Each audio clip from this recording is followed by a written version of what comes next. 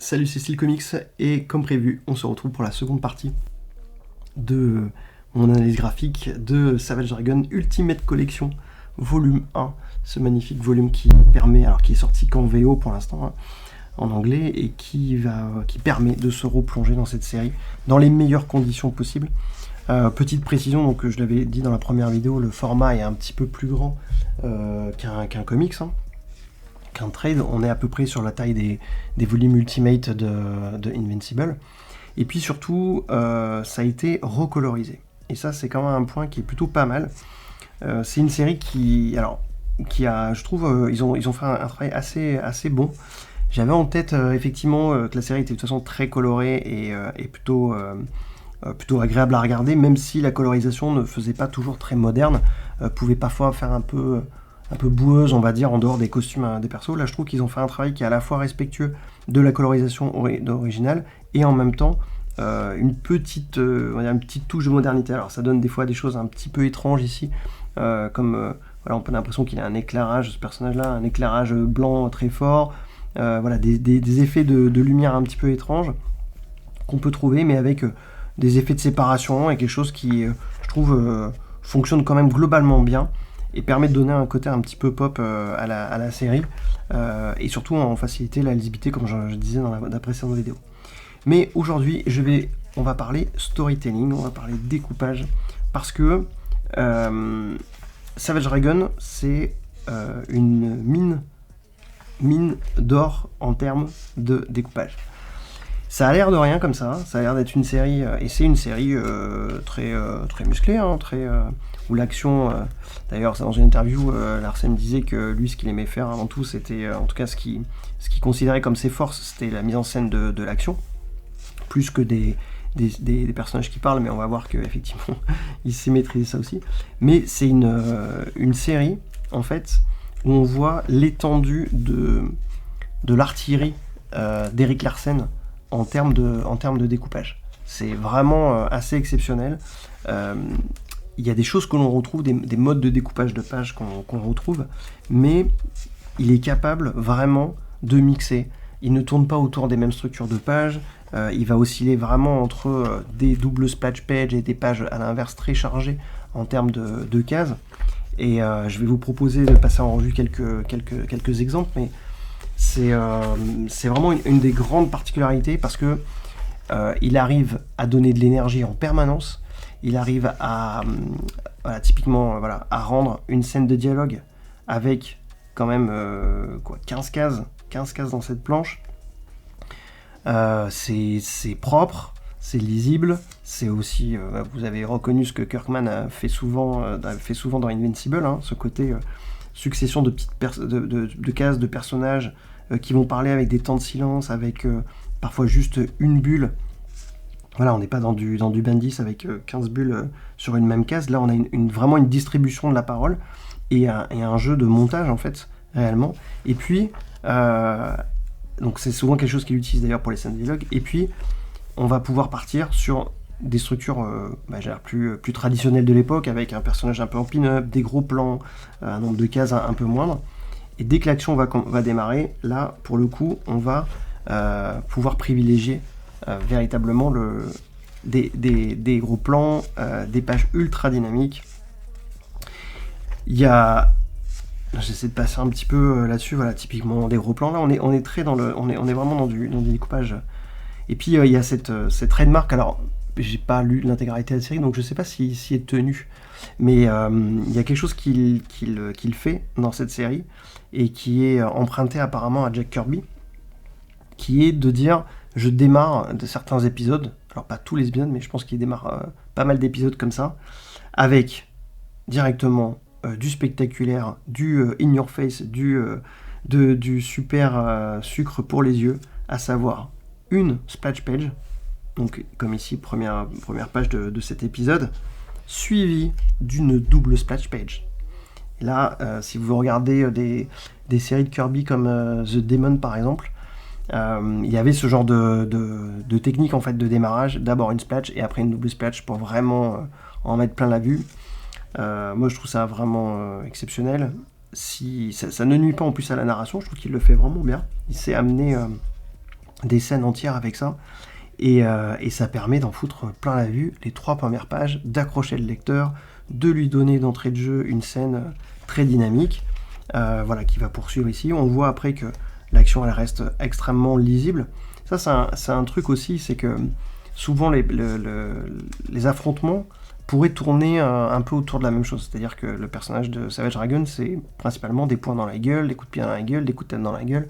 Voilà, c'est un personnage qui est tout dans la physicalité, il ne vole pas, il n'a pas de rayon laser, de super vitesse et tout, donc on est dans du combat à main nue. Et pourtant, il n'y a pas de lassitude. C'est-à-dire vraiment, il arrive à trouver des tas de façons de représenter à chaque fois et de mettre en scène ces scènes d'action.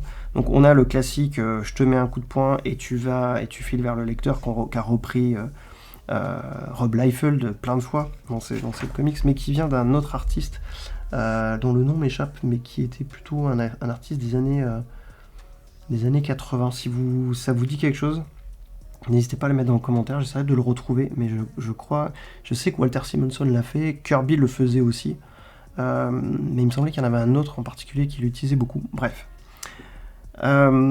C'est un truc qu'on retrouve souvent, et qui va même là encore une fois, qu'on retrouve sous un autre angle, et dans une autre truc, et puis aussi dans ces cases verticales, qu'il utilise beaucoup. Alors ici notamment, ça, j'aime beaucoup ce genre de page avec tous les personnages qui sont interviewés. Et en fait, la verticalité, c'est quelque chose qu'il maîtrise parfaitement bien. J'avais parlé de Todd McFarlane qui l'utilisait souvent aussi dans ses découpages dans Spawn, et notamment, et ce qui est assez habile, pour ne pas avoir à dessiner des décors en scope, et qui faisait plutôt des bandes comme ça pour pouvoir avoir qu'un bout de décor à faire. Et je trouve ça très malin, ça fonctionne bien, mais je trouve que Larsen va encore plus loin et l'utilise encore mieux. Et là on voit, alors, notamment cette scène où là la verticalité elle est parfaitement bien utilisée pour le coup, parce que on voit qu'on est guidé par les bulles ici, et après paf, le personnage est déjà parti, donc en fait on est presque comme le personnage ici, qui a été surpris de voir que le personnage est déjà quasi en orbite. Donc voilà, et c'est vrai que voilà, typiquement on va avoir 2 splatchs qui se suivent. Celle-ci, elle était peut-être pas obligée, mais elle claque de manière assez incroyable quand le personnage arrive comme ça, parce qu'on est dans un temps suspendu, et là aussi, cette double page, elle est assez folle. Déjà parce qu'ici, on a le personnage qui est plutôt dans une verticalité descendante, avec la tête en bas, alors que là, il arrive dans l'autre sens. Mais aussi parce que là on a quelque chose qui est très chargé en détail avec tous les débris. Là on a ici quelque chose de beaucoup plus épuré et plus sombre. Et puis on a le fait que le temps est suspendu en fait ici, puisqu'on capte l'image au moment où il est pile au-dessus de la page, alors que là on rentre dans le feu de l'action. Donc là on voit que encore une fois il y a une grande variété, il n'hésite pas à passer immédiatement sur de la splash page, ou alors à régler des choses au contraire dans des plus petites cases. Et ce truc-là, cette variété-là, elle donne un rythme incroyable à la série. Voilà. Encore une splash, et puis une séquence où on va revenir après avec quelque chose, voilà, encore une fois, splash et double splash. Des cases aussi, alors voilà, très Image Comics ou très comics des années 90, hein, très déstructuré, mais lui n'en abuse pas trop. Je trouve ça aussi, c'est un des points forts aussi, c'est que l'énergie de Larsen, elle est dans les cases. Elle n'est pas artificiellement créée, je trouve, dans des découpages trop alambiqués avec des cases qui se superposent, des personnages qui viennent sur les autres. Tout reste extrêmement lisible. La façon dont l'action est découpée à chaque fois, voilà, encore splash, double splash. Non mais ça c'est quand vous ouvrez un comics et vous commencez par ça, déjà ça claque. Alors bien sûr ça paraît de la narration assez pauvre, parce qu'on est tout le temps dans l'idée d'un affrontement du héros qui se fout sur la gueule avec un autre. Mais graphiquement, voilà, ça met dans le contexte, ça met dans le bain, ça donne une énergie dingue. Et donc je disais effectivement je trouve que cette énergie, elle est toujours et très très très très souvent en fait à l'intérieur des cases. Il n'essaie pas de créer quelque chose artificiellement pour donner une illusion de vitesse, pour après bâcler des cases. Tout reste quand même très très lisible. Tout s'enchaîne vraiment, je ne vais pas dire comme un storyboard, mais pas loin. Et puis un autre point aussi, c'est que Là où en fait à l'époque beaucoup de dessinateurs faisaient des splash pages ou des pages comme ça pour faire des pin-up, lui c'est jamais le cas en fait. C'est-à-dire que ces pin-up, en tout cas ces double splash, etc., qui sont bardés d'énergie, elles servent l'histoire, elles servent l'impact du combat, elles servent le storytelling. Voilà, même cette scène-là, par exemple, qui pourrait paraître être une pin-up toute simple du personnage, en fait, il y a une vraie accentuation de la surprise à travers l'angle de la posture du personnage féminin, etc. Et ça, c'est un truc que je trouve vraiment fort chez Larsen, c'est qu'il nous offre des planches mais magnifiques que vous aimeriez avoir encadrées chez vous tellement elles sont puissantes, pleines d'énergie et de détails, et en même temps il ne sacrifie rien du tout au storytelling. Il ne bâcle pas sa narration, il offre à chaque fois effectivement des double splash magnifiques mais qui racontent quelque chose, et ça c'est pas encore une fois tous les artistes qui arrivent à le faire.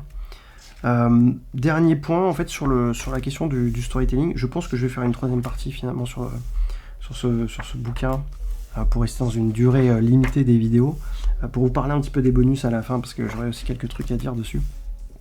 Et c'est vrai que c'est un bouquin tellement magnifique que j'espère d'ailleurs qu'ils vont sortir la suite très vite. Mais c'est passionnant de se replonger dans cet univers et dans l'analyse du dessin de Larsen. Dernier point sur le découpage, je vous disais c'est très varié. Et puis il y a surtout un autre point en fait que je trouve assez intéressant, c'est que tout le dessin de Larsen sert la narration. C'est-à-dire que des fois on peut se dire effectivement pourquoi tel décor est un peu vide, pourquoi typiquement ce que je vous disais tout à l'heure, cette approche très verticale en fait pour la représentation des décors. Là on a par exemple une cave qui est très très vide, même s'il a mis des éléments ici avant, là en fait après on ne les a plus. Et on a souvent ça en fait, cette oscillation entre on a un décor de commissariat et puis après on passe dans quelque chose de totalement vide. Certes il y a les deadlines, certes il y a le fait que Larsen fait tout lui-même et qu'il faut qu'il puisse avancer, et certes on peut avoir l'impression que il n'allait pas de toute façon dessiner toutes les briques de tous les décors à chaque fois et tout. On le voit notamment par exemple dans ces villes en fond, ces immeubles, c'est vraiment réduit au strict minimum. On a souvent des décors qui sont représentés plus par des détails que véritablement dans le décor. On a parfois l'idée que les scènes sont dans des lieux dont on n'arrive pas à distinguer parfaitement la topographie parce qu'on ne voit pas tout à fait les murs, le sol, etc. Ça peut paraître effectivement un peu bâclé, et quand on reproche à des mecs comme Rob Liefeld de ne pas dessiner de décor, etc., on pourrait se dire on va faire le même reproche à Erik Larsen. Mais ce serait oublier une chose, c'est que en fait chez Larsen, le décor et le dessin du décor sert la narration encore une fois. C'est-à-dire qu'en fait il nous donne dans le décor, il nous donne des éléments de décor pour qu'on comprenne typiquement où se situe la scène. Je vous parlais des immeubles très basiques, les traits dépassent un peu, on est dans du trait à peine tracé, des effets noirs pour faire les fenêtres, c'est très très basique, très rushé, etc. Mais c'est efficace, mais ça sert l'histoire, ça ne distrait pas le lecteur, ça n'empêche pas de garder le focus sur la séquence. Oui, les briques elles sont pas parfaitement dessinées, les traits sont pas parfaitement faits, etc. Oui, les immeubles sont vraiment réduits à leur plus simple expression, mais à aucun moment en fait ça n'a d'importance, parce que encore une fois sur une scène par exemple comme ça où il y a un bout de décor, on sait l'endroit où on est, on n'a pas besoin d'avoir plus d'infos. C'est de revenir un petit peu en arrière sur donc quand on a besoin, il sait indiquer où est-ce qu'on se trouve, quelle est la nature du sol, des décors, etc. Mais il n'a pas besoin de le reproduire à chaque case. Et c'est là où en fait on voit que, et je pense que c'est un des plus gros talents d'Erik Larsen, c'est que c'est presque autant, voire plus, un narrateur qu'un dessinateur. Attention, ça veut pas dire que c'est pas un bon dessinateur, mais on a vraiment ce sentiment que ce qu'il raconte et ce qu'il a envie de raconter est plus important que le dessin. Donc s'il doit rusher un peu des bonhommes avec des têtes, avec des poings, des flingues peut-être un peu trop gros, etc., à la limite, c'est pas très très grave, parce que vous êtes dans le récit, parce que vous avez le dynamisme, parce que vous avez les émotions des personnages, bref, vous avez tout ce qu'il vous faut pour rentrer dans l'histoire, pour en comprendre le rythme, pour en saisir les enjeux, pour en voir les émotions, et vous n'avez pas forcément besoin derrière que chaque détail de l'immeuble, qu'il y ait des cadres, que tout soit parfaitement crédible et réaliste. Ça, il m'a fallu du temps, effectivement, pour apprécier ce travail-là. Quand j'étais plus jeune, je me disais, bah ouais, il se fait pas trop chier, il fait pas de décor.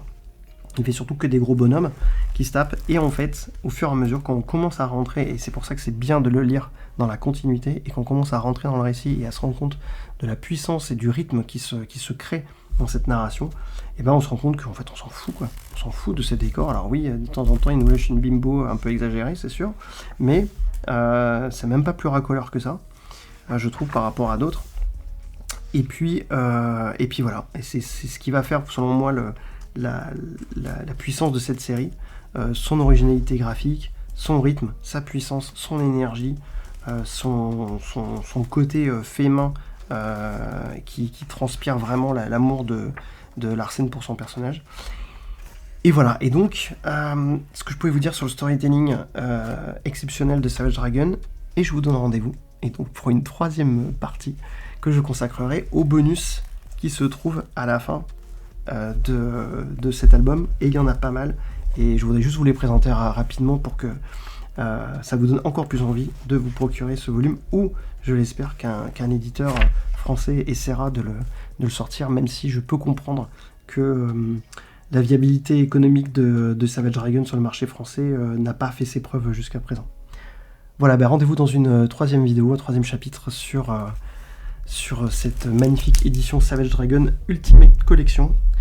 N'hésitez pas à me dire en commentaire si cette vidéo vous a plu, si vous aimez le Savage Dragon, Erik Larsen et cette série, si vous avez tout lu et ce que vous en pensez. Pas de spoiler, même si effectivement là aussi j'aurais dû annoncer dès le départ, il faudrait que je mette une petite mention sur les spoilers. Et puis merci pour vos partages, vos likes et vos commentaires, merci pour votre fidélité à cette chaîne complètement chaotique qui ne sort pas de vidéo pendant des mois et qui après va en sortir 3, enfin bref, désolé pour ce rythme-là, mais je suis toujours un petit peu à la recherche de la bonne formule pour pouvoir produire des vidéos et en même temps continuer à avoir une vie en dehors de YouTube. Voilà, à très bientôt, merci, et puis rendez-vous pour cette troisième vidéo sur le Savage Dragon. Ciao.